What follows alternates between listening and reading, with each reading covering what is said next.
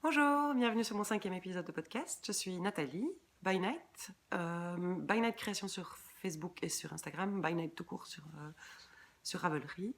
Je suis super ravie de vous retrouver. Ça fait un tout petit peu plus d'un mois que j'ai tourné et ça m'a paru super long. Mais voilà, j'étais fort occupée, j'ai pas eu l'occasion de le faire avant. Alors je vais absolument d'abord commencer par vous souhaiter tout le meilleur pour 2017. On est le 20 janvier. C'est un peu tard pour le faire, mais voilà, c'est du fond du cœur. Je vous souhaite une année pleine de soleil, de lumière, de fleurs, de petits oiseaux qui chantent et de papillons qui volettent. C'est plein de couleurs, plein de jolies rencontres, plein de bons moments. Voilà. Je voulais absolument vous remercier parce que vous êtes complètement merveilleuse.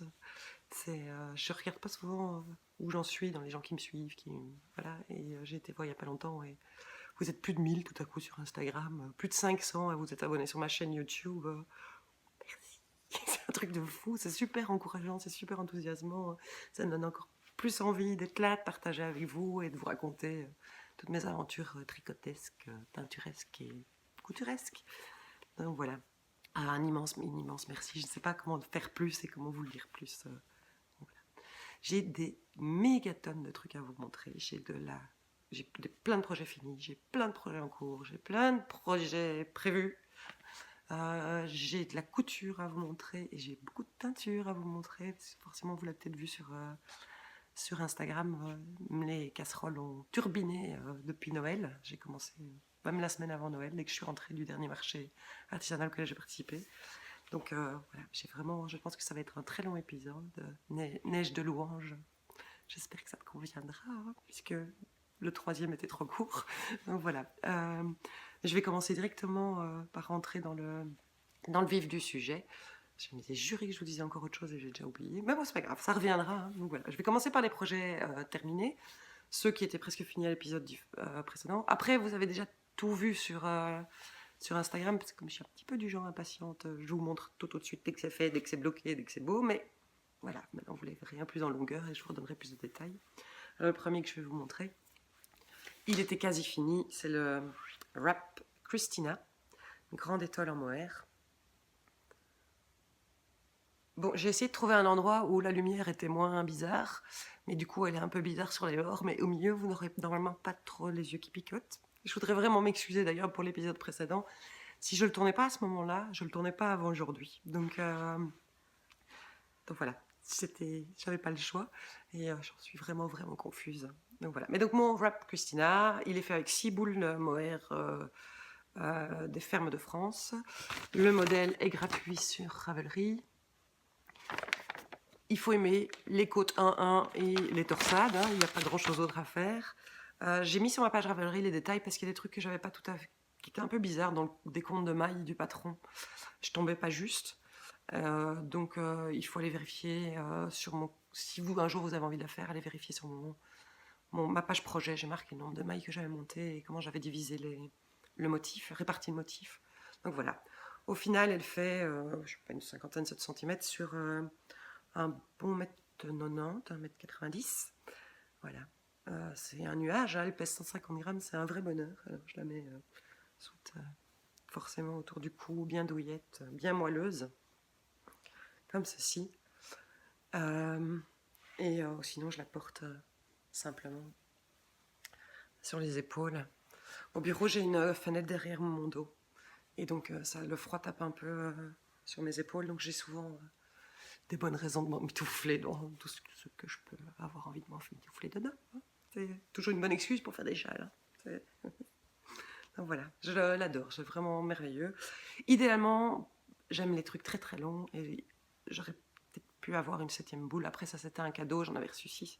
Si j'avais une 7e boule, elle aurait fait 30 cm de plus, 2 mètres. Ce qui fait qu'elle aurait vraiment été encore plus parfaite. Mais là, elle est vraiment. J'adore. Voilà. J'adore. Et je vous jure, un jour, je vous ferai tout aimer le mohair à force d'en parler comme j'en parle. Voilà. Un deuxième objet fini qui était déjà bien avancé et que vous avez déjà vu, à mon avis, je l'ai même terminé avant Noël. Ce sont mes chaussettes fluo. Je vous avais montré la pelote qui pique aux yeux, qui vient de Decline Vol Fabric, on peut acheter soit via Etsy, soit sur leur site, mais qui est 100% en allemand. Voilà, c'est de la laine, c'est laine et nylon, pas mérinos. Voilà le résultat fini. J'ai toujours pas de bloquer à chaussettes, donc elles sont de nouveau beaucoup moins bien présentées. Voilà. Je n'ai pas fait de talons contrastants pour la simple raison que je ne sais pas ce que j'aurais pu mettre comme fil. Elles sont tout simplement... Voilà. Le rabattage. J'aime bien l'effet arc-en-ciel que ça donne au-dessus. Je trouve ça vraiment sympa. Je les ai déjà beaucoup portées. Elles sont super chaudes. La laine, c'est devenu super doux au lavage. Vraiment. Je pense que c'est les chaussettes les plus agréables que j'ai pu faire jusqu'à présent. Après, j'ai pas essayé des trucs de dingue non plus, a priori. Juste que je trouve qu'elles s'abîment fort fort. Mais j'ai des espèces de grosses chaussures super moches, avec du mouton à l'intérieur, style marque Hug, mais pas Hug. Et je pense que le frottement avec la fourrure à l'intérieur les abîme particulièrement fort. Donc voilà. Je verrai bien, j'en sais rien. Je pense pas que ce soit dramatique non plus si elle bouloche un peu sous la plante. Voilà, mais j'aime bien. Elles sont amusantes, elles sont rigolotes. Je les avais fait rentrer dans le cal quand les pelotes Bagonin Aude de Mélina Independence World, puisqu'elle a changé, elle a adapté son pseudo partout pareil, de Ex-Lady Panda, dans le cadre de Fait péter la couleur, parce que, aïe, quand même, non? Voilà. Et tant qu'on est dans les chaussettes, je vais vous montrer une autre paire qui est faite avec la même marque de laine. Pareil, je les ai déjà montré aussi sur Insta. C'est, voilà, Decline de vos fabriques. Et les voilà. Alors ça, j'ai lancé un débat sans le faire exprès sur Instagram en les annonçant comme les reines des chaussettes moches. Parce que je n'aime pas ces couleurs personnellement. Et voilà, je peux comprendre qu'on les aime, il n'y a aucun souci. Moi, je les trouve vraiment super rigolotes, super amusantes. Et je trouve que ce que la laine a fait comme dessin, un peu hypnotique, est vraiment sympa. Et puis c'est tellement chouette d'avoir, quand on est habillé un peu sage, un peu propre pour aller bosser ou quoi, de savoir qu'on a des chaussettes de cette couleur-là dans les chaussures. La vie est tout de suite beaucoup plus amusante, je trouve. Donc voilà. Je ne veux pas vous les montrer 3 heures. Hein, mais je trouve ça vraiment, vraiment rigolo. Les pelotes, elles coûtent entre 9 et 11 euros quand c'est le laine et mérinos. Et honnêtement, c'est du bonheur, quoi. J'ai d'ailleurs encore un écheveau que j'avais acheté en même temps que ces deux-là, qui va pas tarder à arriver sur mes aiguilles. Juste pour le plaisir, puisque c'est vraiment amusant. On fait pas vraiment des rayures et en même temps on ne s'embête jamais parce qu'il y a tout le temps du jaune, de l'orange, du rose, du fuchsia. Donc voilà. Ça c'est pour les chaussettes qui étaient finies. Et donc tant que je suis dans les chaussettes, je vais vous montrer un projet aux 3/4 terminé, que j'ai fait aussi dans le cadre duquel quand les pelotes baguenotes qui sont... je n'avais jamais fait, je n'avais jamais tricoté de chaussettes autorayantes. Et j'avais trouvé... C'est de la Lang Super Socks. J'avais acheté ces deux pelotes-ci, qui font chacune 100 grammes. C'est pareil, 100% laine et mérinos. Pas 100% laine, forcément. Laine et mérinos. Et comme je vous avais expliqué, je n'aime pas tricoter une chaussette à la fois, mais j'avais peur que si je faisais les deux chaussettes en même temps de la même pelote, je tomberais pas juste au niveau des couleurs, ou alors j'aurais trop de pertes à devoir essayer de rattraper pour être au même endroit sur les couleurs. Et puis de toute manière, je pouvais pas les commencer une de l'intérieur et une de l'extérieur, puisque j'aurais eu les chaussettes les couleurs en miroir. Donc ce que j'ai fait en fait, c'est que j'ai commencé une chaussette de chacune. Voilà, comme ça je continue à faire 2 chaussettes à la fois. J'ai donc fini la première de chaque. Les voilà. Alors là, pareil. Je crois que, je l'ai déjà dit, hein, ce qui est bleu ciel, lilas, parme, c'est tout ce que je n'aime pas. Voilà. Donc, elles me font mourir de rire. Bon, voilà. Il y en a une des deux qui a déjà un talon. En fait, j'ai pas commencé pareil les deux pelotes. Je ne m'en étais pas rendu compte que les deux côtés, il y en avait un qui était déjà largement entamé. Et donc, du coup, la bande n'est pas la même. Donc, sur celle-ci, je coupe pile entre 2 couleurs. Tandis que sur celle-ci, je coupe plus ou moins au milieu des couleurs. Donc voilà. Et le hasard faisant bien les choses, je me suis retrouvée à ce que la couleur dans laquelle je voulais implémenter mon talon de la même couleur était celle qui suivait mon rabattage. Je ne sais pas si c'est super clair. Je sais exactement ce que je veux dire. Si vous voulez, je vous le traduirai en néerlandais après par écrit. parce que c'est pas super clair. Mais bon, voilà. Donc voilà, donc celle-ci a déjà un talon. Celle-ci n'en a pas pour la simple raison que je voudrais que mon talon ne soit ni de cette couleur-là, ni de cette couleur-là. Et que si je faisais ça, je devais presque déboulotter une demi-pelote pour arriver. Donc j'ai commencé la suivante et je verrai où j'en suis après de ce qui me reste de laine pour prendre le talon qui sera du coup soit turquoise, soit aubergine. Donc ça, c'est les deux premières. Et les deux suivantes, ben, j'ai passé la moitié. Donc, j'ai passé la ligne de talon.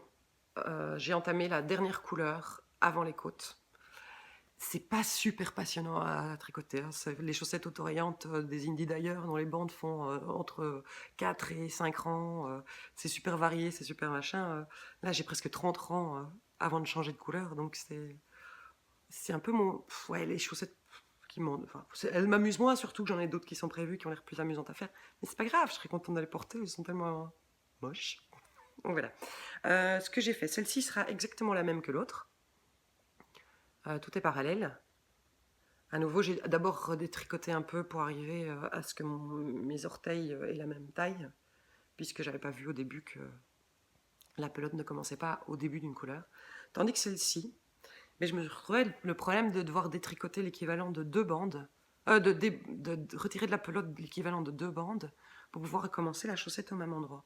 Et là, j'avais un peu peur de ne pas arriver à avoir assez de laine pour les finir. Donc du coup, je me suis dit, tant qu'à faire, autant les faire différentes l'une de l'autre. Donc elles seront en décalage. Après, je pense pas que ce soit important. Il n'y a que vous et moi qui le saurons. Hein. Et puis je vous fais confiance, vous ne le direz à personne. D'accord? Donc elles enfoncent bien.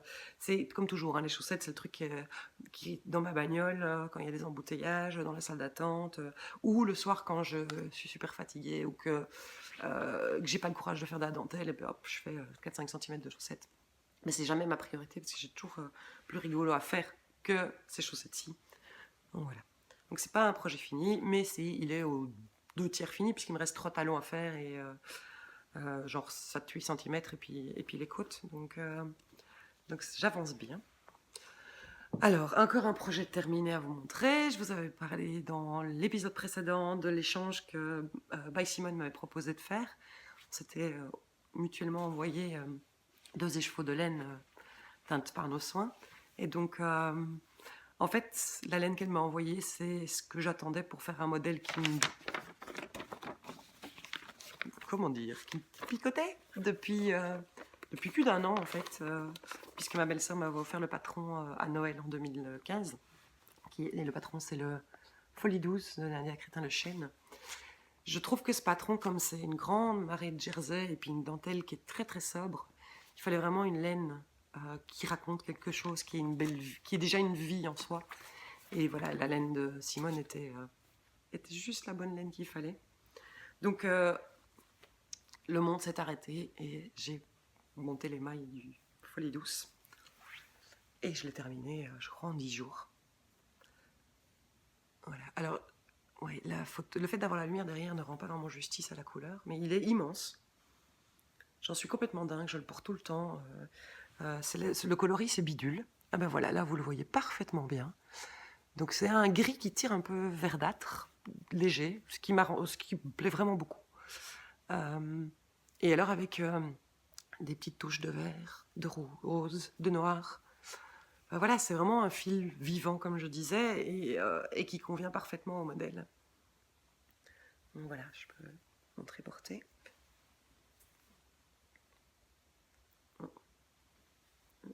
Ah oui, ça va. Voilà, je le porte comme ceci, bien enroulé autour du cou, ou pareil, juste sur mes épaules. Et vous voyez, il est énorme. Je crois qu'il fait 2,20 m, 2,30 m de large sur 75-80 cm de haut. Donc voilà. Je me suis fait super peur en le faisant, mais par ma propre faute. Je ne vais pas vous raconter tous les détails. Il se commence par ici. On fait les augmentations comme un châle triangulaire au centre et sur les côtés. Et puis vient cette dentelle qui est une répétition de 16 mailles.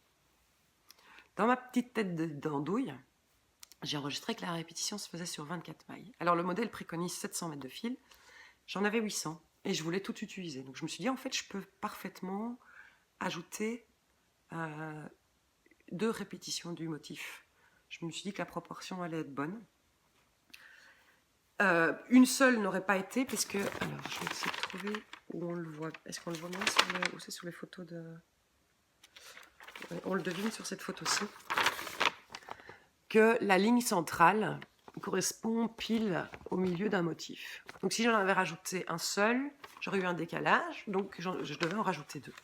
Donc je devais augmenter de 32 mailles de plus que prévu. Sauf que comme j'avais en tête que le motif faisait 24 mailles, j'ai augmenté de 48 mailles en plus. Donc plus de rang. Et du coup, mon motif central, il est complètement décalé parce que je suis une grosse paresseuse et je n'ai pas détricoté parce que je me suis pas rendu compte tout de suite en fait. Je me suis rendu compte, oui, au premier rang, je me suis dit, j'ai trop de mailles, donc j'ai un peu détricoté et puis j'ai fait de temps en temps des mailles ensemble pour raccourcir. Mais donc voilà, du coup mon truc est décalé, pas dramatiquement, hein, il est décalé de 1 gros centimètre par rapport au centre. Là, pareil, je vous fais confiance, ne le dira à personne. A priori, ça ne se voit pas. Hein. Voilà. Mais donc, du coup, j'avais fait trop de rangs de jersey et mes calculs par rapport aux 100 mètres que j'avais en plus étaient vraiment très très justes. Et j'ai fini. J'ai rabattu les mailles. Il me reste 60 cm de fil. Voilà. C'est tout ce qui me reste. C'est un truc de fou. J'étais des grosses gouttes hyper laides. Le stress absolu. Non, c'est pas vrai. En fait, je me suis fait confiance. J'ai compté, j'ai pesé mon écheveau au fur et à mesure des derniers rangs et j'avais constaté que les rangs faisaient plus ou moins 2,5 grammes, 3 grammes. Et donc, au moment d'entamer le rabattage de mailles, il me restait 5 grammes. Donc, je me suis dit, vas-y, fonce, essaye. Au pire, j'aurais peut-être pas fait le dernier rang en retour ou le dernier rang en... Voilà. Et j'aurais rabattu un rang plus tôt. Voilà. Mais non, j'avais calculé que ça devait aller, mais c'est vraiment juste de ma faute à moi toute seule, parce que je l'avais mis sur Instagram, vais-je avoir assez de fil? C'est pas par rapport au modèle qui prend plus de fil que prévu, c'est juste que moi je suis un peu une tarte aux pommes, quoi. Voilà. Mais encore un immense merci Simone, parce que vraiment ce fil, il n'attendait que ça, voilà, le patron n'attendait que ce fil-là pour que je puisse le transformer en châle à moi toute seule. Et je l'ai inscrit aussi dans le cadre des pelotes Baguenaude, dans le cadre c'est quoi, un brin de folie, puisque folie douce, voilà, le nom du patron. J'ai un dernier objet terminé à vous montrer. Ça, c'est un objet coup de tête. C'est le cas de le dire, c'est un bonnet. C'est-à-dire un peu caprice comme ça, genre, il me le faut. Voilà. Je me suis offert un livre extraordinaire. Excusez-moi. C'est le Knitted Cable Source Book de Nora Gowen, qui fait partie de la clique Brooklyn Suite. Et voilà, j'ai déjà un livre sur les torsades, mais un truc très classique où il y a 150 torsades présentées. Et voilà. Là, c'est carrément, c'est même plus des torsades, c'est des tableaux, quoi. Donc, je peux vous en montrer, mais le problème, c'est qu'à chaque fois, voilà, c'est des torsades de dingue. Il y a le truc est super bien expliqué. Au début, elles sont classées par type de torsade. Torsade simple, torsade tresse, torsade ci, torsade ça, torsade juste maille croisée. Il y a 6 chapitres. Elle fait même un système de référencement où elle explique... donc si la torsade se fait par exemple sur 44 mailles, une fois qu'elle est faite, la largeur de la torsade représente l'équivalent de 29 mailles en jersey. Et donc, elle l'écrit sur chacune des torsades suggérées, ce qui fait qu'en fait, si on veut remplacer une torsade par une autre, il suffit d'aller voir l'équivalent elle appelle ça le SSE. Et je trouve ça vraiment canon. Je n'ai pas encore tout exploré, je crois que j'ai déjà feuilleté une centaine de fois. Il traîne partout avec moi, il est dans mon sac, il est dans la cuisine, il est sur la table du salon, sur la table de la salle à manger. Et en plus d'être juste complètement merveilleux, il y a des patrons. Il y a des patrons de bonnets, il y a une quinzaine de patrons au total. Vous pouvez aller voir sur le patron de ce pull qui est complètement dingue, quoi. Si je m'étais déjà pas fait une to-do list de malade. Vous voyez, en fait, j'ai mis quelques post-it. Il va y avoir des choses, voilà, il y a ce genre de choses qui, moi, ne me va pas du tout, mais que je trouve complètement merveilleux. Et il y a le... Voilà, voir, j'ai pas mis la... Bah, il est là, en fait, hein, je viens de vous le montrer.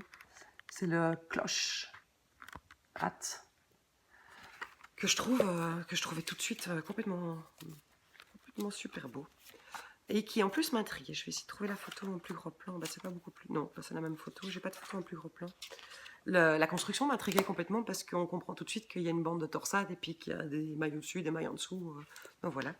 Donc j'ai directement attrapé une boule de ma laine. Mais je vous l'avais montré dans le tout premier épisode. Je comptais faire un bonnet pour mon frère avec, puis finalement j'ai utilisé la drop Spuna. Donc bah, elle était déjà en pelote, il fallait en faire quelque chose quand même. Donc je me suis fait le bonnet, c'est de la laine que j'ai teinte moi-même. C'est mon fil 100% laine, qui est super doux pour de la laine, honnêtement. Et moi je le trouve vraiment agréable. Je l'avais teint avec de la gaude l'été dernier. Et je l'ai associé avec du mohair de Drops, que j'ai adorablement reçu de la fée du fond des bois. J'ai rien compris. Elle a fait exprès de faire ça quand elle savait que j'étais super fort occupée. Elle m'a envoyé un message pour me demander mon adresse. J'ai même pas compris. Je lui ai donné mon adresse. 3 jours après, j'avais une enveloppe avec 2 pelotes de mohair de Drops. La Kit Silk. Voilà l'étiquette. C'est le coloris 18. Je trouve ça vraiment un très joli verre. Et en fait, elle s'est rendue compte qu'elle ne supportait plus du tout le mohair et qu'elle préférait donner ses pelotes à des gens qui pourraient en faire quelque chose. Donc voilà, tu as vu, une des 2 pelotes a directement été adoptée. Et je trouvais que les couleurs donnaient bien ensemble. Donc voilà. Et donc je peux vous montrer mon bonnet. Non mais c'est torsade. Hein? Sérieux? C'est trop beau. C'est vraiment trop beau. Alors, a priori, ce modèle ne me va pas complètement. Il fait un peu chou-fleur sur ma tête. M'en fous. M'en fous, je l'aime. Il est beaucoup plus moelleux que les autres bonnets que j'ai. Pourtant, j'en avais déjà fait un avec... j'avais mangé une des drops Lima avec un fil de Kit Silk aussi. J'avais le même effet. Donc voilà. T'as vu? Il est canon, hein? Voilà. Bon, si je le mets mal, là, il fait vraiment chou-fleur. C'est vraiment super amusant. Déjà, j'adore le résultat final. Et puis à fabriquer, bon, après, un bonnet, on se dit souvent, un soir, 2 soirs, c'est plié. Celui-là m'a pris une semaine complète, hein, parce que déjà, il y a la bande de torsade qui fait, voilà, le tour de tête. Et puis après, on doit relever toutes les mailles le long. Je vais pas raconter le détail, parce que, enfin voilà, je pense que c'est super original comme manière de faire. On les relève pas non plus n'importe où, n'importe comment, pour pouvoir créer ce petit boudin avec la bordure de la bande de torsade. Et puis après, c'est tout un jeu de rangs raccourcis pour arriver à n'avoir plus que 7 mailles. 7 mailles qu'après on tricote en côte sur une certaine distance. Et puis, de ces 7 mailles, on continue à relever, on relève les mailles ici, retricoter. Alors là, on commence à tricoter en rond des côtes 1-1. Voilà. Et puis alors, il y a une petite couture à faire ici des 2 côtés en formant les fronces du devant. C'était vraiment passionnant à faire, vraiment intriguant. Et enfin, voilà, je vous l'ai déjà dit, j'aime beaucoup apprendre à chaque étape et je trouve ça vraiment une manière amusante. Et sur la page du patron sur Ravelry, j'ai vu que d'autres gens avaient justement utilisé ce système de SSE et avaient remplacé cette torsade. Et en fait, les possibilités sont infinies, quoi. C'est vraiment très très chouette. Indépendamment du fait que c'est pas vraiment le bonnet idéal pour ma tête, quoi. Le seul hic, mini hic, c'est que la torsade se fait, je ne sais plus, elle se fait genre de là à là, hein, donc elle fait une petite 50aine de rangs. Et après 3 répétitions du motif, il me manquait genre 5 cm. Et donc j'étais obligée de recommencer un motif. Et donc je me serais retrouvée avec un petit bout genre comme ça de l'autre côté. Ce dont j'avais pas envie, j'avais l'impression que ça allait faire un peu bizarre. Donc j'ai juste continué. J'ai d'abord refait une deuxième torsade ici, en me disant je vais relever les mailles sur le bord et je vais faire la même chose, mais ça se voyait super fort. Parce que j'arrivais pas à bien relever les mailles parce que c'est une fois envers, une fois endroit, une fois déjà une torsade ou des mailles twistées. Donc du coup j'ai juste prolongé de plusieurs torsades ici. Je trouve ça moins choquant que si j'avais déjà eu un début de... J'avais tout à coup déjà le motif qui faisait 10 cm de large ici au milieu. Voilà. Une fois de plus, je ne sais absolument pas si c'est complètement clair ce que je raconte. Mais voilà, c'est le mieux que je peux faire au niveau des explications. Voilà. Donc ça, ce sont tous mes projets terminés. En un mois, vous allez dire ça va. J'avais aussi montré la fois passée que j'avais commencé un bonnet pour mon neveu. Je ne peux plus vous le montrer, je lui ai offert. J'ai mis d'ailleurs sur Instagram une photo super adorable où mon frère et mon bonnet portent, mon frère et mon bonnet portent le même neveu sur la tête. Et enfin voilà, ils étaient super mignons, ils étaient super fiers de recevoir le même bonnet que son papa, donc ça m'a fort touchée. Et j'ai encore fait un autre bonnet après pour un neveu de mon mari. Toujours avec la Dropspuna. J'en ai même pas fait de photos, je crois que j'ai même pas créé de page de projet sur Ravelry. Donc voilà, ça c'est les projets terminés. Ça fait déjà 25 minutes que je parle.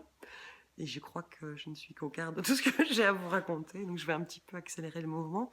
J'ai commencé dans le cadre du Big Show Cal de Vanessa Departement-Kirschawi. J'ai commencé le Waiting for the Rain.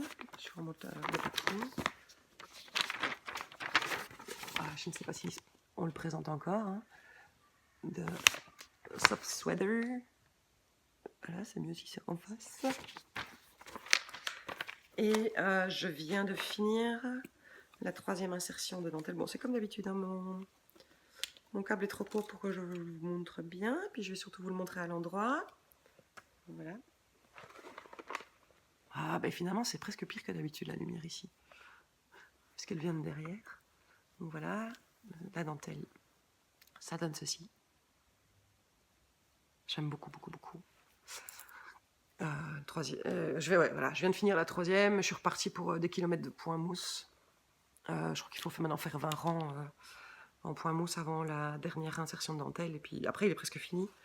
C'est vraiment amusant comme construction aussi, hein, puisque a priori, c'est un châle basique en demi-lune, hein, où on fait des augmentations à chaque extrémité. Et puis en fait, tout à coup, au milieu, on vient rajouter cette dentelle avec un système de rangs raccourcis. Je trouve ça vraiment super beau, super élégant. Je le tricote en fil au totin. Je vous avais raconté dans l'épisode précédent que j'avais oublié de mettre des écheveaux dans la boutique. Zut! Donc du coup, je me les suis attribués. C'est mon fil Sparkling à paillettes teint avec de l'hibiscus. J'aimais vraiment bien les nuances qu'il avait obtenues. Vous avez dû les voir. Il y a des zones plus claires, plus vertes, plus grises, plus voilà.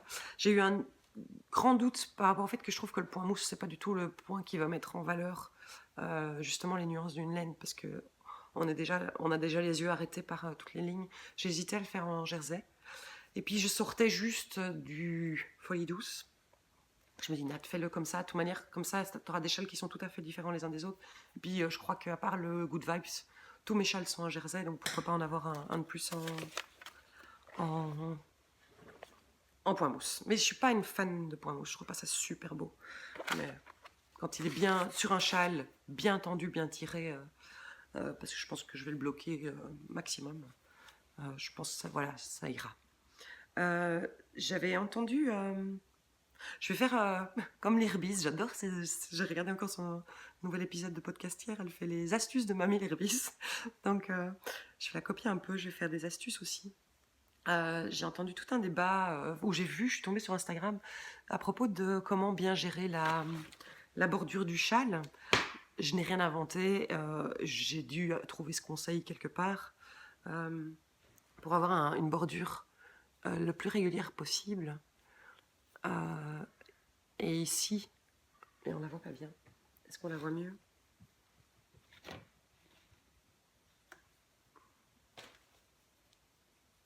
Oui, on la voit mieux ici. On voit pas grand chose, mais oui, j'ai des grandes mailles très régulières sur le bord.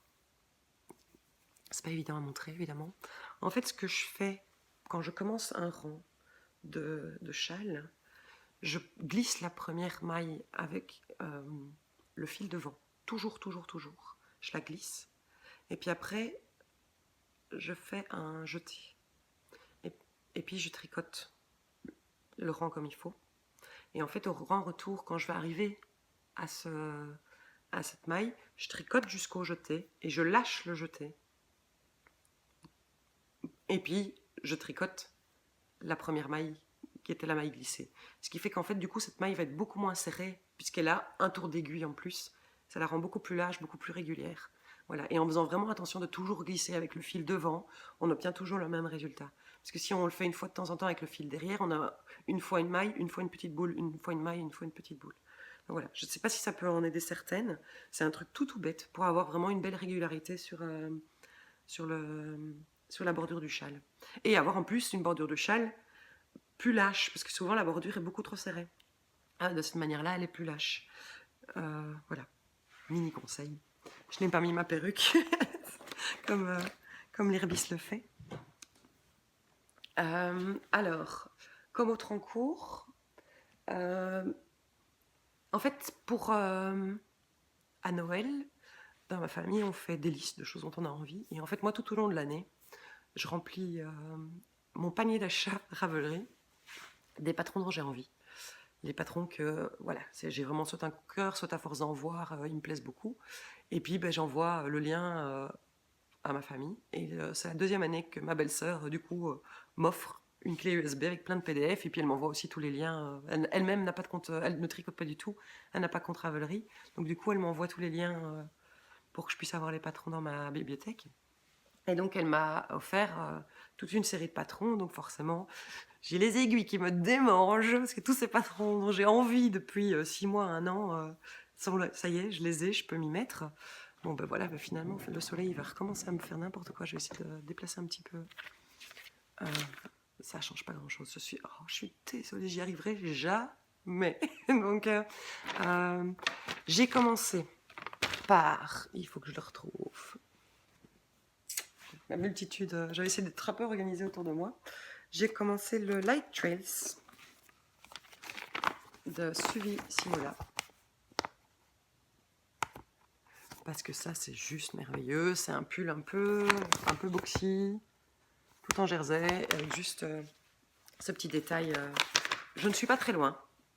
Je le tricote, je n'ai pas d'étiquette. Ah, la couleur passe pas du tout, c'est dommage. J'essaie un peu plus loin. Ça marche pas non plus. C'est donc mon fil, c'est le même fil que le Waiting for Rain, c'est mon fil Sparkle, qui est donc 75% mérinos, 75% mérinos, 20% nylon, et alors il y a 5% de Stellina. Je vous avais expliqué, mais là il est assez juste la couleur, c'est un jaune bien flashouille, tiré un peu sur le moutarde comme ça.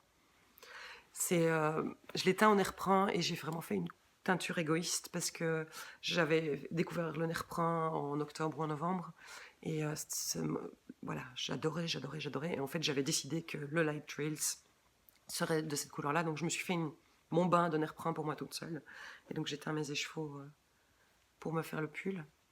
Il y a un écheveau que j'ai mis dans la boutique parce que j'en ai teint 5 et que a priori j'en aurais besoin de 3 et un petit peu. Donc voilà, je ne suis pas super avancée, j'ai fait les deux bandes avec les torsades.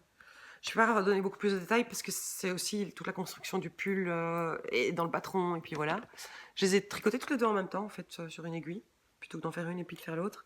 Puis j'ai remonté mes manches et j'ai commencé le dos.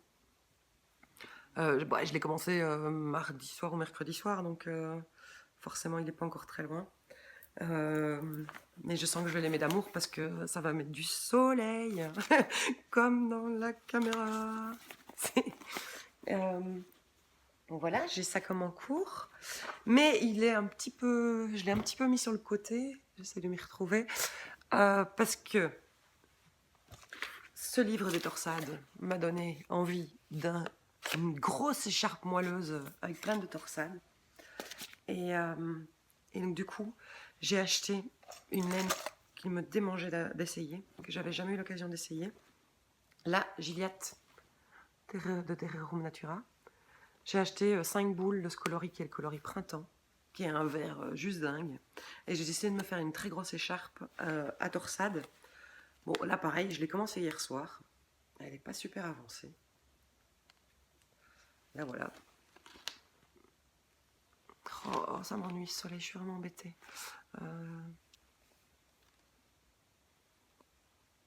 Donc voilà. Et pas mieux. Ah mais non, c'est ça le problème, c'est la cellule qui est en plein soleil. Bon.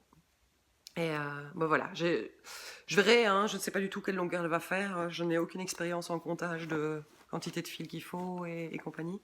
Mais je vais faire une pause. J'espère que j'arriverai à refaire un montage après. Je vais essayer de trouver une solution pour le soleil. Bon, me revoilà. J'espère que j'arriverai à faire un montage. Sinon, ça sera un épisode en plusieurs morceaux. Je suis vraiment désolée. Je me suis un peu décalée. J'espère que le problème ne va pas se reproduire d'ici un quart d'heure, 20 minutes. En fait, c'était vraiment juste qu'il y avait un rayon de soleil sur la cellule photo de mon téléphone. Donc voilà, je venais de vous montrer mon écharpe à torsade. Et je suis au bout des encours. Et j'avais fait une super liste. Oui, c'est ça. Je suis au bout de mes encours. Mais par contre, j'ai beaucoup d'envie, beaucoup d'idées. Forcément, puisque j'ai reçu plein de nouveaux patrons. D'abord, mes prochaines chaussettes.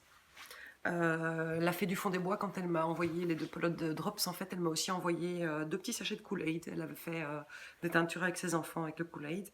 Et elle m'a dit, bah, comme ça, t'essayes, tu verras. Et c'est vrai que j'avais de toute manière envie d'essayer, donc c'est super chouette.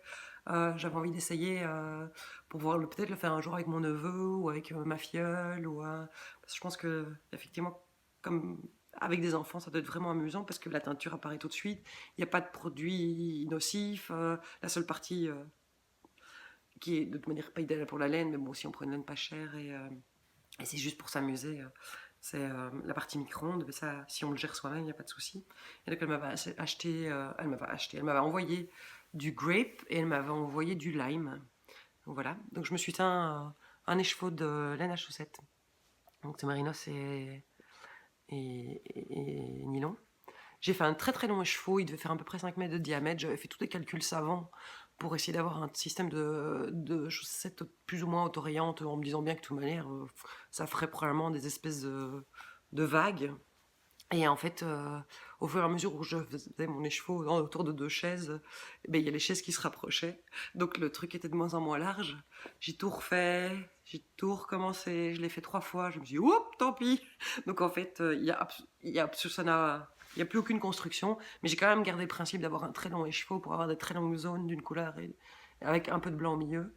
Donc je l'ai directement mis, parce que comme il était fort mélangé, j'ai directement mis en pelote. Ça seront mes premières chaussettes. Elles me les démangeront très fort parce que je suis vraiment curieuse de voir ce que ça va donner. Mais il faut absolument que je finisse les autres parce que les autres, les rayés là, il y a déjà les fluos qui leur sont passés devant. Il y a les roses et mauve fluo qui leur sont passés devant aussi. Donc ça, c'est interdiction d'y toucher tant que j'ai pas fini les chaussettes moches.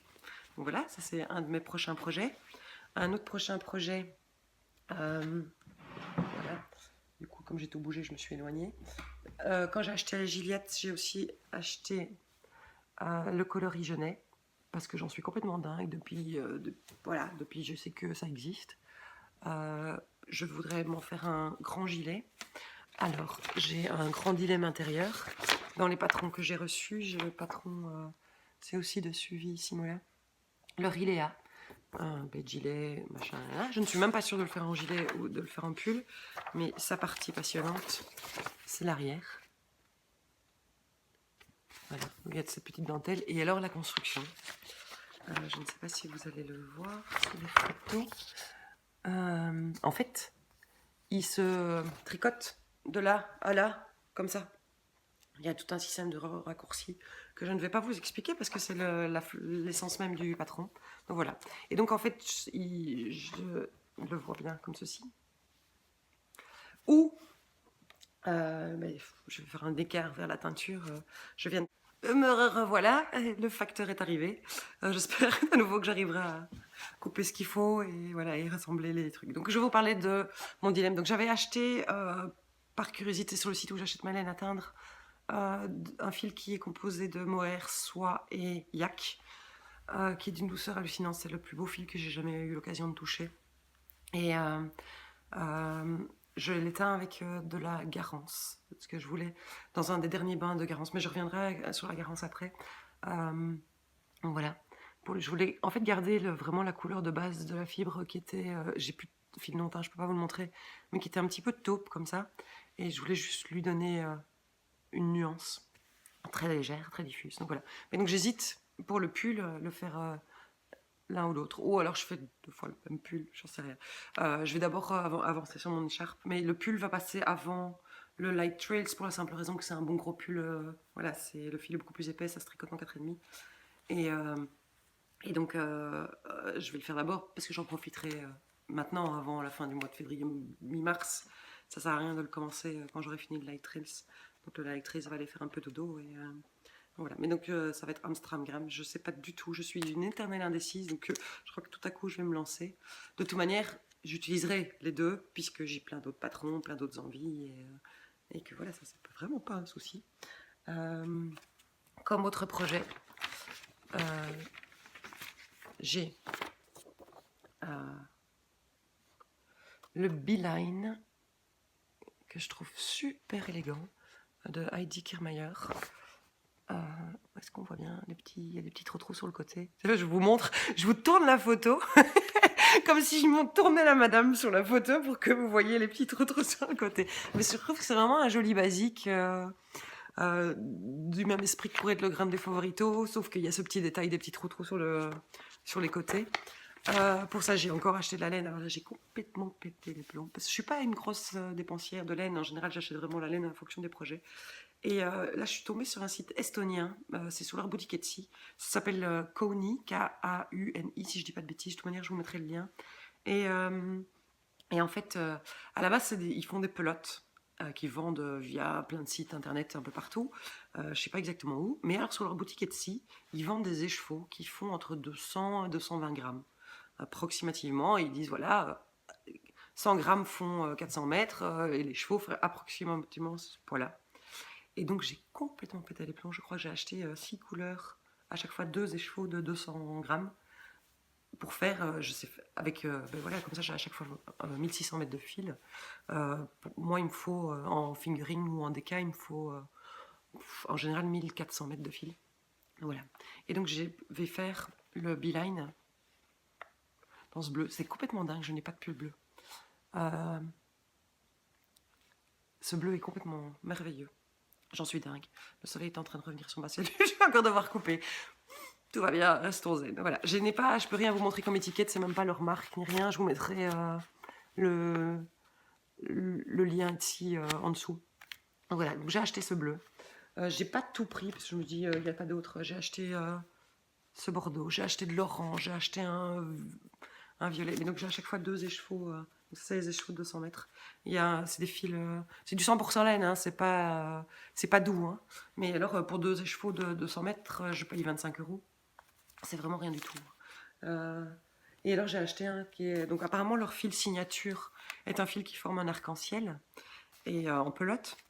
Et là, j'en ai acheté une pelote de 270 mètres, 270, excusez-moi, qui fait un arc-en-ciel. Je sais absolument pas ce que je vais en faire. Je vais sûrement pas me faire un gilet.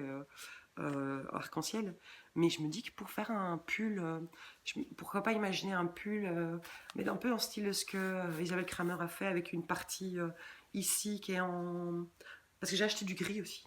Je me dis pourquoi pas acheter ce pull là, je ne connais plus le patron. Il est avec juste un jacquard ici, le faire gris avec le jacquard arc-en-ciel, ou un jacquard dans le bas, juste en motif, des petites fleurs, ou un petit motif norvégien tout simple. En arc-en-ciel, ça peut être très très beau. Donc voilà, ou des grosses chaussettes ou des mitaines, mais je l'imagine bien en jacquard en fait, et d'avoir l'arc-en-ciel qui se forme.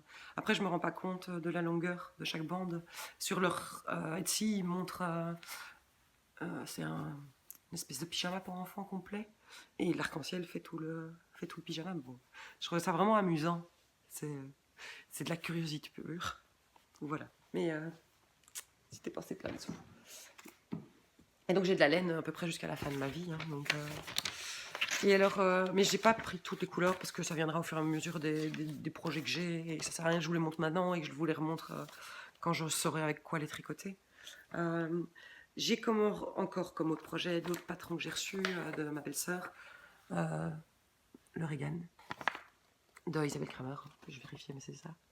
J'en suis dingue. Je crois qu'à l'instant où je l'ai vue, j'ai voulu l'avoir. Après, j'avais pas vraiment ni la laine ni besoin de l'avoir, donc je l'ai mis sur ma liste de Noël et voilà, je peux le faire. Il passera après le Light Trails et compagnie. Et alors pour ça, et je me rends compte que j'ai quand même oublié un truc. Je vais pas aller le chercher.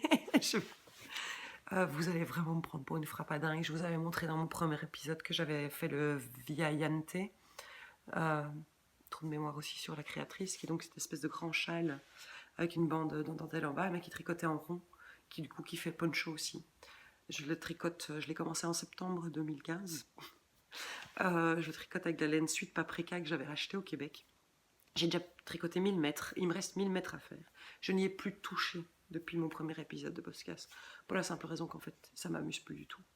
Et donc j'ai décidé que j'allais le détricoter. 1000 mètres, je sais pas combien de centaines d'heures de tricot il y a, parce que j'étais à plus de 500 mails là déjà maintenant. Je vais le détricoter, et cette laine qui est juste super merveilleuse, je vais l'utiliser pour faire l'origami. Et ça, je suis sûre, je vais avoir du bonheur à le faire, du bonheur à le porter. En vrai, un châle vert, triangulaire, juste en jersey, je vais jamais le porter. Je vais jamais, enfin voilà, ça je vais le porter, je vais avoir beaucoup plus de bonheur à le faire. Donc voilà, ça sera. Donc là j'ai de quoi tricoter rien qu'avec ce que je vous ai montré largement. Voilà. Ah oui non, et j'ai encore un autre projet. Donc quand j'aurai fini le Waiting for Rain et ma grosse écharpe, et j'ai encore un châle. Donc je vous avais dit j'ai un châle qui est prévu, mais j'ai pas pris les pelotes. Le brushwood de Nadia Crétin-Duchesne que je vais faire en bleu. Et alors, j'avais mon gros dilemme du Lili Pili. Où est-ce que j'ai mis le patron? À mon avis, tout est dispersé. J'avais essayé de m'organiser, hein, j'avais mis les projets finis d'un côté, les projets en cours, les futurs, les machins. Marche pas. Donc voilà, le Lili Pili qu'on ne présente plus. Donc je vous avais expliqué que moi je voulais faire les rayures de 2 couleurs, mais assez proches, et la dentelle de la même couleur qu'une des 2 couleurs, que ce soit en fait un châle nuancé, mais pas bicolore ou tricolore, parce que je ne le porterai pas de cette manière. Je vous avais aussi dit que j'avais acheté sur Piratenvol 2 écheveaux, donc pour faire la couleur que j'utiliserai le plus pour la dentelle et une des 2 rayures. C'était ces écheveaux blancs avec des nuances jaunes. Il y a du vert, il y a des trucs qui sautent, qui en sortent. Il y a du brun, voilà. Et quand j'avais prévu de l'acheter, au moment où j'ai acheté, j'avais mis dans mon panier d'achat un écheveau qui était jaune avec des nuances de rouge. Et pareil, enfin c'était ce jaune-là en fait, qui est vraiment le jaune style curcuma ou nerprin comme mes pelotes, et qui était très très jaune avec des nuances de rouge dedans. Et que je me dis que c'était super beau ensemble, que du coup c'était les mêmes nuances sans être bicolore, et que en plus ça pouvait rentrer dans le dans les pelotes baguenaudes, dans le truc du coucher de soleil. Qu'au moment de valider mon panier, quelqu'un avait kidnappé l'autre écheveau. J'avais contacté la dame de Die Piratenvol qui m'a jamais répondu pour demander s'il y avait moyen d'avoir un écheveau équivalent. J'ai surveillé régulièrement, et puis finalement je me suis dit, Nat, tu te le fais toi-même ton écheveau, après tout tu fais de la teinture. Sauf qu'en teinture végétale, quand je teins les chevaux, oui, je peux arriver à avoir des nuances en mettant que des parties des chevaux dans un bain, puis dans un autre, ou des trucs comme ça. Mais entre-temps, et donc là, je vais directement switcher à la partie teinture. Je vous montrerai pas tout ce que j'ai fait depuis Noël, parce que j'ai vraiment beaucoup de choses, mais je voulais vous parler de 2 choses. Donc j'avais acheté des socks blank vierges. Donc ces espèces de grandes écharpes qu'on détricote au fur et à mesure, on les tricote pour faire quelque chose. Et donc j'ai fait un premier essai dans un bain d'hibiscus, un bain d'épuisement. Donc c'était vraiment la toute fin de mon bain. J'ai fait un essai. J'avais mis des photos sur Instagram. C'est donc le fond de base, c'est l'hibiscus. Je les avais mis à plat. C'est pas le plus joli des 2. Et j'avais mis plein d'écorces de feuilles, de pelures d'oignons, de toutes les couleurs sur les chevaux, sur le soc blanc. Voilà, j'avais fait celui-là. Celui-là, je vous les ai montrés. Je trouve que ça fait presque comme un tableau, mais voilà, de nouveau, le soleil est de retour. Et alors, j'ai fait celui-là que je trouvais très très beau, très réussi. Tout plein de vie.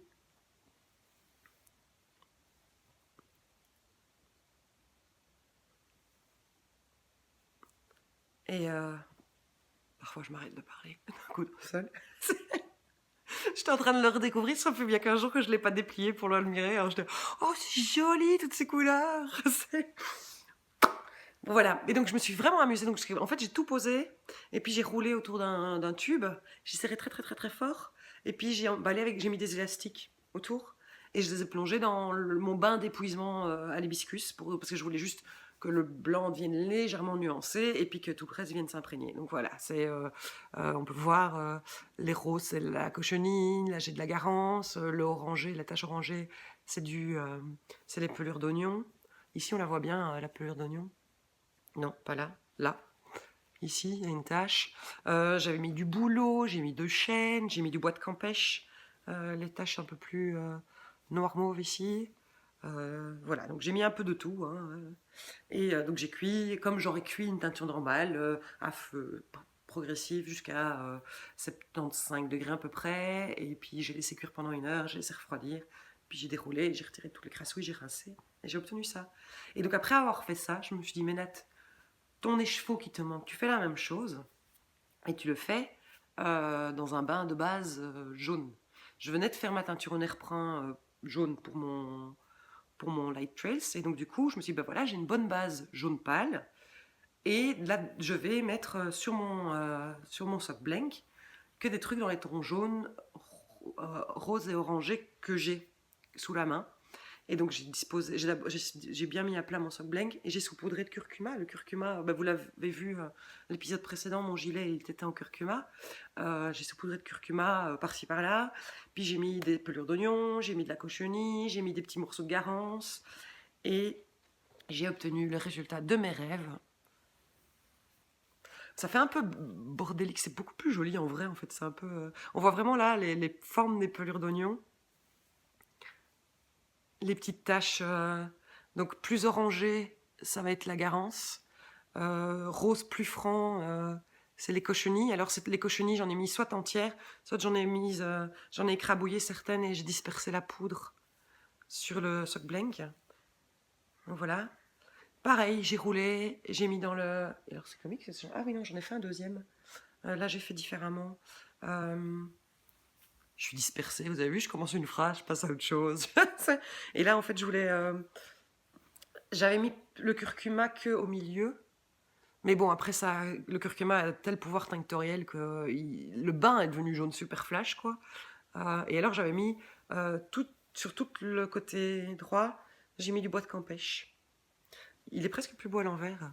C'est comique parce qu'en fait, j'ai une obsession sur le fait qu'il y a un endroit et un envers à mon sock blank. En fait, non, puisque le fil, il va tourner quand je vais le tricoter. Et donc, voilà, les jolies nuances qu'il y a ici, ben, je les aurai de toute manière en tricotant. Je n'ai absolument pas décidé ce que j'allais en faire. Je les adore tous. Je vais pas me faire ça en chaussettes, c'est trop beau. Enfin, c'est pas.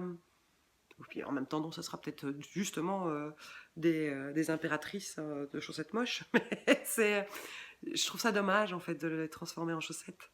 Je sais pas du tout ce que je vais en faire. Je vais peut-être les mettre en vente sur la boutique, j'en sais rien du tout. C'est voilà. Mais en tout cas, celui-là, c'est quand même la classe de pouvoir se teindre sur mesure exactement ce qu'on a en tête et d'avoir le résultat dont on rêvait. Donc voilà. Le poc que vous venez d'entendre, c'est le chat qui est venu voir ce que je faisais.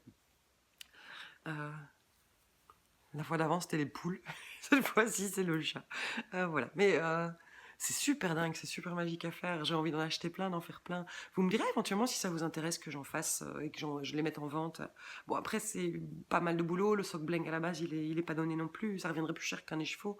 Mais si ça vous intéresse. Après, je suis curieuse aussi de voir. Ben, je vous montrerai de toute manière. Je vais essayer peut-être déjà de le mettre en pelote pour le prochain épisode, pour que vous voyez l'évolution. Bon, Lily Pilly, il n'est pas pour tout de suite. Hein. Je vais d'abord faire ma grosse écharpe à torsade et finir le Waiting for Rain. Mais voilà, je suis super contente. Et je pense qu'il va être beau, qu'il va être frais. Et donc, à mon avis, dans le timing, je vais arriver fin février, début mars. Ça sera mon châle de printemps. Ça devrait bien donner. Donc voilà. Et donc, tant la teinture. Je vais encore parler de teinture. Donc, j'ai fait plein de teintures. J'ai fait de la teinture à l'hibiscus, j'ai fait du bouleau, j'ai fait de l'eucalyptus et j'ai fait de la garance. Et donc, c'est surtout de la garance dont j'avais envie de vous parler cette fois-ci, parce que sinon, voilà, je crois que ça fait déjà 1 heure que je tourne et j'ai pas fini. Alors, la garance. Mon premier contact avec la garance, ça a été ceci. Sur un marché, j'avais rencontré Agnès Cornet, qui est une Belge qui fait des marchés artisanaux, qui qui vit de la fibre, qui fait des vêtements, qui teint de la laine, qui voilà. Et c'est vraiment elle qui m'a donné envie d'explorer l'univers. Et donc elle vendait des pelotes. J'avais acheté des pelotes, j'ai fait ça, c'est Lithofood, Lithofoodé, voilà, un gilet qu'on a déjà vu maintes fois, que j'ai fait avec le fil que je lui avais acheté. Et donc voilà, dans les bouquins que je n'ai pas repris, la garance, on en parle beaucoup parce que c'est quand même une des plantes qui offre une des gammes les plus dingues. En méga concentré, on va avoir du rouge, on va avoir du rose, on va avoir de l'orange en fonction de l'acidité du bain. Donc c'est vraiment super passionnant. Donc j'ai fait mes premières expériences à la garance. Ça, je voulais vous montrer. Donc la garance, on peut l'obtenir sous forme de racines séchées. Je la sors pas du sachet parce que c'est limite de la poudre et c'est méga crassouille. Soit sous forme de racines écrasées. Et alors là, on fait la teinture. La teinture est entre guillemets plus facile à faire dans le sens où on met la poudre dans le bain de teinture en même temps que la lin et que le tartre. Et donc, je ne vais pas revenir sur les recettes. On me demande régulièrement plusieurs switches de sujets. On me demande régulièrement des recettes et des trucs comme ça. Les recettes, j'ai donné la base dans les premiers épisodes. C'est toujours la même chose, hein, une grande tisane de plantes, laisser refroidir, filtrer, et puis cuire la laine. Les petits trucs, il faut les essayer, il faut découvrir, et puis il y a plein de super bons bouquins qui sont dédiés. Voilà, je sais pas donner, et je peux pas, on m'a aussi demandé de me filmer en train de teindre.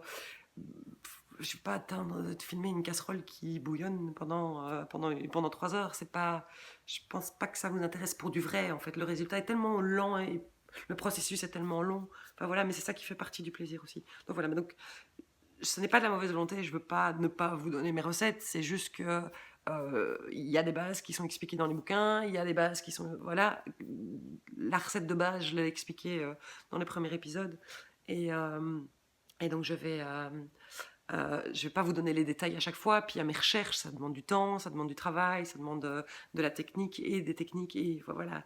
Donc, cherchez, essayez, amusez-vous, c'est tout ce que j'ai à vous conseiller. C'est ça, la créativité, c'est vraiment avoir envie d'explorer, suivre une recette à la base. Enfin, moi, en cuisine, j'aime pas le faire. D'ailleurs, c'est pour ça que j'aime pas la pâtisserie, je crois.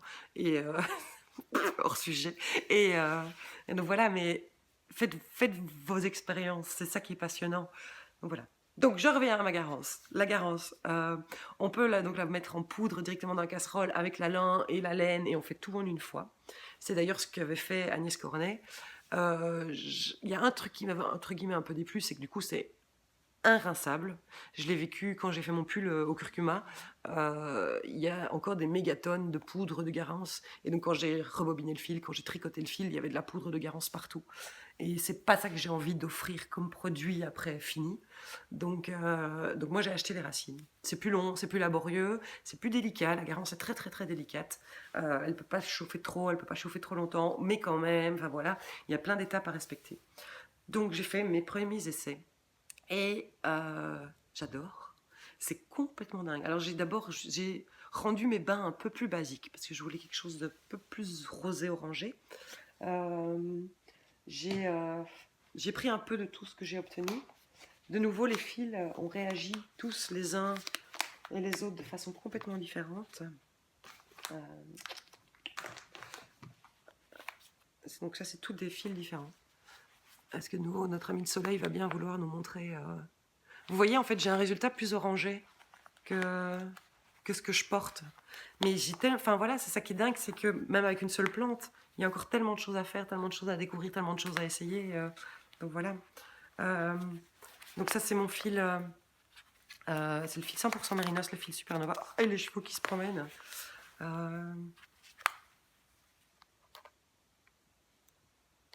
C'est le premier bain. Splendide, je trouve. Enfin, je suis pas rose, et justement, le fait qu'il tire un peu sur l'orange, qu'il a un petit côté un peu vieux rose, je trouve ça très très beau. J'ai complètement oublié ton pseudo. Une madame de Strasbourg qui a adopté 4 écheveaux sur les 5 que j'avais teints hier. Donc voilà. Comme ça, tu le vois. En vrai, merci d'ailleurs. C'est hallucinant. C'est ma première vente de ma première boutique. Je vais y revenir sur mon nouveau site. J'étais presque en pleurs. Je me suis arrêtée dans ce que j'étais en train de faire. Je suis restée assise sur ma chaise pendant un quart d'heure. Oh, youpi! Enfin voilà. Mais donc Donc ça, c'était le premier bain. Après, je me souviens plus exactement de l'ordre des bains, mais il faut vraiment vous montrer combien les laines réagissent différemment. Comment même... Finalement, oui, c'est toujours le même problème. Hein, puis voilà, ça c'est vraiment nickel. Celui-ci, il y a des taches beaucoup plus orangées dedans. Ça, c'est le Starsock Garance. Voilà. Et alors, ah oui, pour répondre à crème de laine angélique, voilà le Milky Way dont nous parlions sur Facebook. Donc c'est le Garance que j'éteins. Donc en fait, mes références, je mets toujours la plante et puis je mets la date de la teinture comme référence. Parce que pour moi, c'est la manière la plus simple de m'y retrouver. Dans mon bouquin de teinture, tout est classé par date. Voilà. Ça, c'est le fil Milky Way. J'avais pas du tout arrivé. Voilà, la couleur. C'est vraiment... C'est entre le... C'est un truc de fou, quoi. Parce que... Et alors, si je vous le mets à la lumière artificielle, c'est orange. Mais à la lumière du jour, c'est brun, rosé, orangé. Voilà. Ça, c'est les derniers que j'ai fait, que je dois encore rebobiner. Vous voyez dans quel état ils sortent de la casserole. Donc, c'est mon fil Twinkle, le tout dernier bain, que je trouvais... du coup, ça fait un ton tellement doux. Et puis, enfin, on peut travailler dans les dégradés. Tout ça, c'est celui-là, je ne vous l'ai pas encore montré, c'est le fil Sparkle. Donc j'ai réussi à conserver les paillettes cette fois-ci. Le mordançage n'a pas tout mangé. On les devine. Là, pour le coup, le soleil, il est utile. Donc voilà. Les résultats sont vraiment super, super beaux. J'ai pas tout...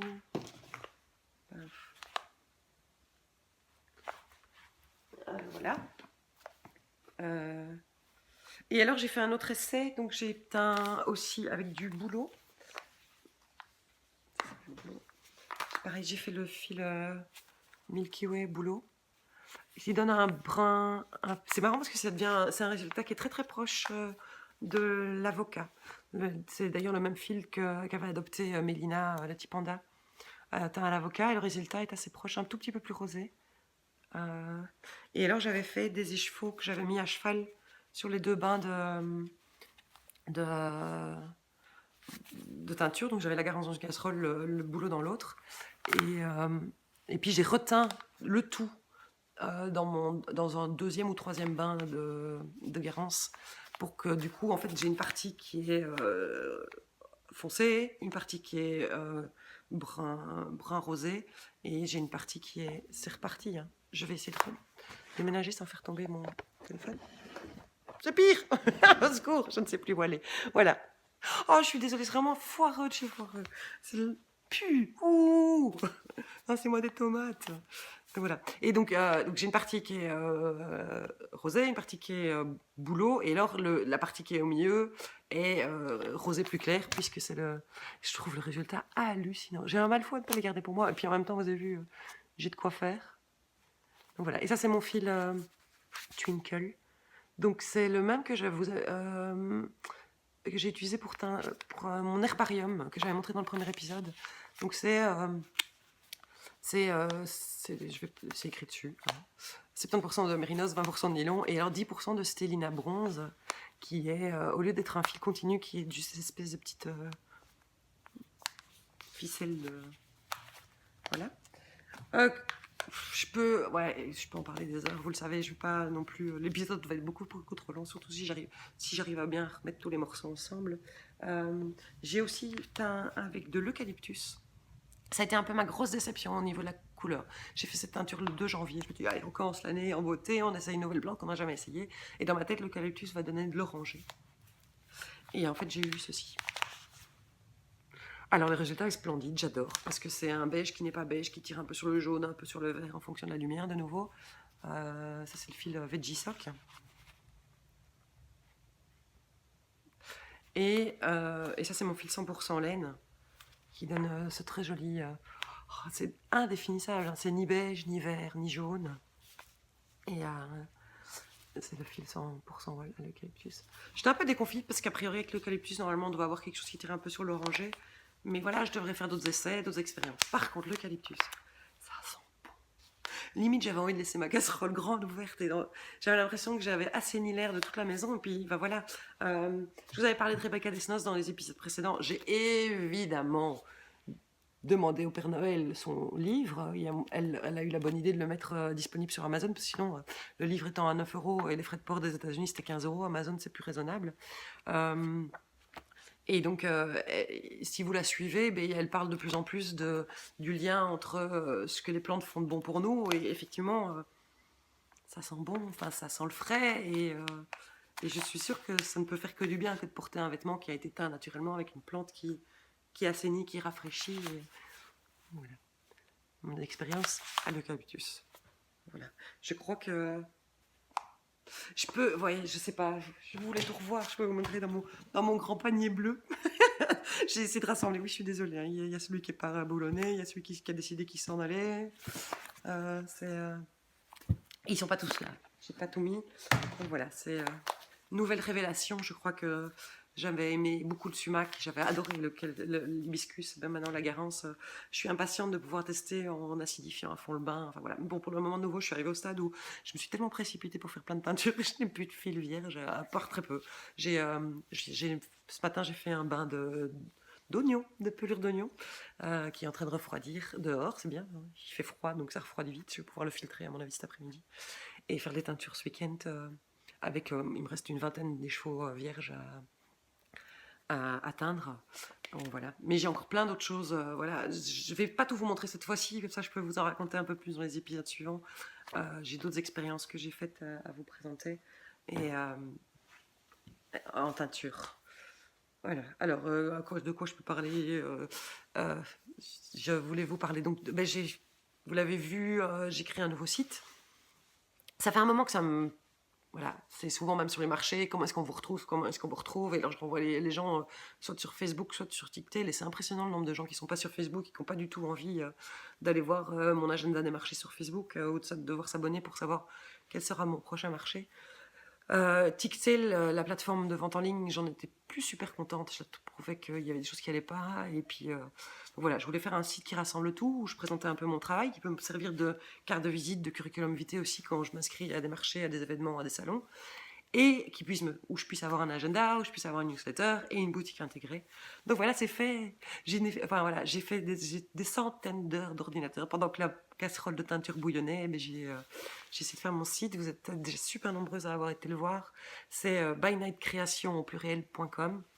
J'avais envie de faire quelque chose qui me ressemble plus. J'y ai mis beaucoup plus d'articles en vente que sur TikTok.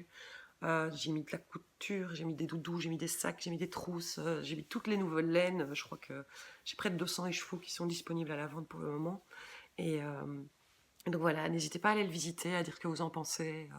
C'est une grande fenêtre ouverte sur moi-même, et bon, voilà, pour moi c'est important, et j'y ai vraiment passé beaucoup de temps, beaucoup d'énergie, enfin voilà, je voulais faire quelque chose qui me plaise et qui me ressemble et qui soit un peu intuitif, et voilà. J'espère que la visite vous plaira et vous me direz quoi. Voilà. Et du coup, vous pouvez aussi voir plus aussi mon côté couture, que j'ai pas encore eu tout à fait l'occasion de vous montrer sur les podcasts, parce que je fais que causer, quoi. Donc sinon, je suis encore là pendant 3 heures. Voilà. En parlant des agendas de marché, je suis déjà inscrite à plusieurs marchés. Cette année-ci, forcément, hein. J'ai même déjà reçu, hier, j'ai reçu un papier pour un marché de Noël, le dernier week-end avant Noël. J'ai fait oh. Et je suis même pas encore remise de Noël précédent, on va se calmer un peu, hein. Donc voilà, mais je fais un marché de 10 jours.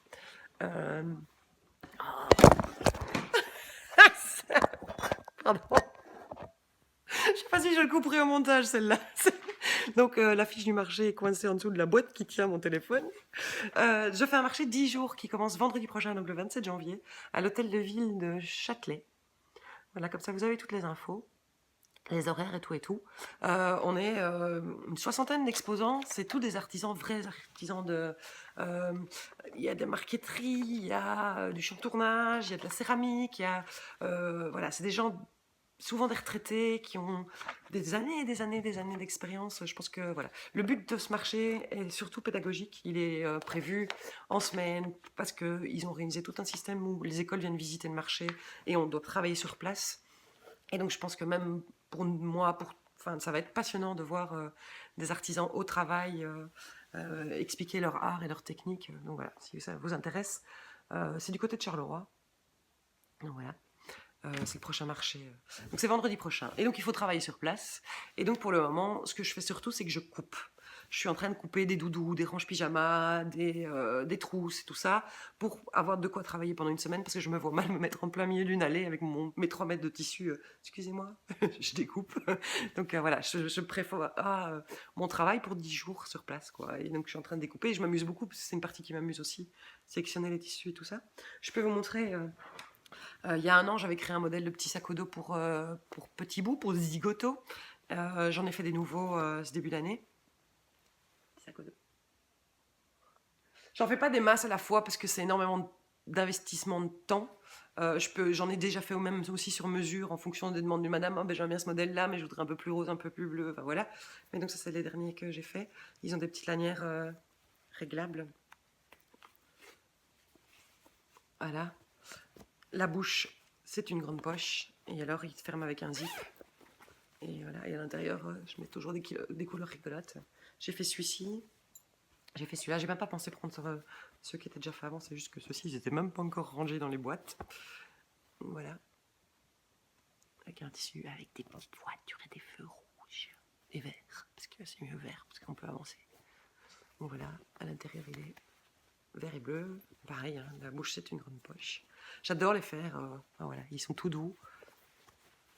Je me mets du côté, oui, pas de soleil. Ça ressemble à rien. Je vais devoir arrêter ce podcast juste parce que... De 1, il va être trop long. De 2, il va être en 8 parties. Et puis en plus, on n'y voit rien. Donc, je n'ai toujours pas trouvé l'endroit idéal où filmer. Pardon, je suis vraiment désolée. Ah, mais je l'avais pris, mon VINT. Oui, voilà. Donc, je revenais il y a 3/4 d'heure à peu près. Je vous parlais du pull du châle que j'avais détricoté. Donc, c'est ceci. Qui est tricoté en rond, où il y a plus de 500 mailles sur l'aiguille, que je n'ai plus touché depuis octobre. Donc qui va être détricoté. C'est la suite paprika, cette couleur est incroyable. Je l'aime d'amour et donc du coup c'est pour ça que ça me désespère de le laisser comme ça. Et donc ça va devenir l'étiquette. Allez, salut. Ouais, voilà, elle est partie loin ma pelote. Suite paprika. Oui, non, je vais le détricoter et ça va devenir le Regan d'Isabelle Kremer que je porterai, que j'aimerais et que j'aurai du plaisir à faire. Voilà. Couture. J'ai une dernière chose à vous montrer. Je vous avais déjà montré dans un des épisodes précédents que j'avais fait des trousses à projet. Ça me démange. J'ai besoin de trouver le sac à projet de rêve. Moi, j'aime le truc stable que je peux poser, mais qui me serve aussi de bol à laine finalement, dans laquelle la laine se comporte bien, avec des poches pour pouvoir ranger l'aiguille de rechange, les anneaux marqueurs et tout ça. Et je crois que j'ai trouvé. Enfin, j'ai fait 3 prototypes hier soir et ce matin. Et je crois que j'ai trouvé mon bonheur. Je ne sais pas pourquoi j'y ai pas pensé avant. Alors je vais vous le montrer parce que forcément je les ai ouverts pour montrer le contenu parce que je me suis dit je vais être organisée, je vais tout mettre dans des petits sacs, ce sera plus facile. Alors, c'est un panier carré, comme les paniers en tissu en fait, comme les... Voilà, il ferme avec un petit... j'ai mis des lanières en cuir. Je l'ai fait vraiment bien grand, ce qui permet d'avoir accès à l'ouvrage. Et alors, je vais retirer le contenu. Hop. Donc on a son espace pour mettre sa boule et tout ça. Et alors, j'ai une poche. Il y a mon patron. J'ai fait une poche, des poches plus fines. Ah, c'est là qu'elle est, je l'avais perdu. Mon aiguille à torsade. Une poche plus fine. Est-ce que vous allez voir? Voilà. Pour mettre l'aiguille à torsade. Ou si c'est un modèle où il va avoir besoin du 4 et puis du 4,5 un peu plus tard, on les met dedans. On peut tout rassembler. Voilà. Ils sont là d'ailleurs. J'ai mes anneaux marqueurs dans une autre poche. Voilà. J'ai mes étiquettes dans une autre poche, comme ça je les perds pas pour vous les montrer au prochain épisode. Donc voilà. Donc ça c'est le premier que j'ai fait hier. J'adore, je suis super contente en fait. J'ai presque envie d'en faire un vrai sac à main finalement. Trouver un autre système pour qu'il ferme mieux parce que c'est pas très sécurisant. Voilà. C'est un vrai vieux tissu des années 70, tout en pétrole. J'adore, j'avais trouvé un coupon, je ne sais plus à quelle occasion, dans une solderie. Et à l'intérieur j'ai mis... ce joli petit coton à fleurs pour lui garder le côté rétro. Et donc ça, je me suis dit, voilà, ça c'est un chouette modèle pour un châle, une grosse écharpe, un petit pull. Donc voilà, donc du coup, il m'en fallait un plus petit pour les chaussettes. J'ai fait celui-ci. Donc celui-ci, il est en lin gris et j'ai doublé avec, il fallait bien que je mette de la couleur quelque part. Et pareil, hein, il y a le système de poche tout autour, à l'intérieur. Et pareil, il donne très bien une fois qu'il est fermé. Et hop, ça fait le petit pochon qu'on peut transporter comme ceci. Et avoir son tricot partout avec soi et bien protégé. Bon, j'ai recoupé, rebougé pour essayer de vous montrer le dernier truc que je voulais vous montrer. Et donc ça c'est le dernier sac qui ne donne rien, qui est dans un lin imprimé jeans enduit. Et à l'intérieur j'ai mis plein d'étoiles. Et là ça va être pour les gros pulls. Enfin voilà, il est super spacieux, comme vous pouvez le voir. Et je trouve ça élégant, je trouve ça raffiné. Et je pense que j'ai trouvé mon sac à projet de rêve. Il risque d'y en avoir quelques-uns qui atterrissent, parce que déjà, je me suis vraiment amusée en les faisant. Il risque d'y en avoir certains qui atterrissent dans la boutique dans les semaines qui viennent. Donc voilà, et donc je vais en couper plein aussi, et déjà tout prêt thermocollé, prêt marquer les coutures, les machins, pour pouvoir les assembler quand je serai à Châtelet. Voilà. Bon, a priori, je m'étais mise assez loin, mais maintenant, je me suis tellement éloignée du soleil. Donc voilà.